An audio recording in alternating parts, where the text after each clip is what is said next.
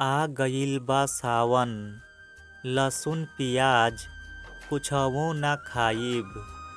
लेके कांवर बाबा नगरिया जाइब। कि आ गइल बा सावन, लहसुन पियाज कुछवो ना खाइब। लेके कांवर बाबा नगरिया जाइब। और सुल्तानगंज से जलवा उठा के भोले बाबा के चढ़ाइब।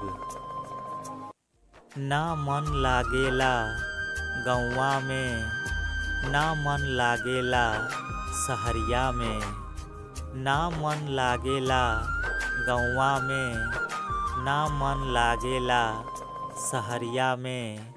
काहे कि आ गइल बा सावन, जाए के मन करेला बाबा नगरिया में।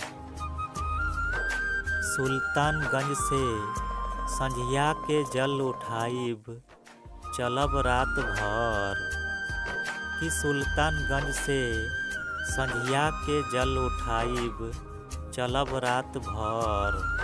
काहे कि हमार बाबा के डेरा ह देवघर।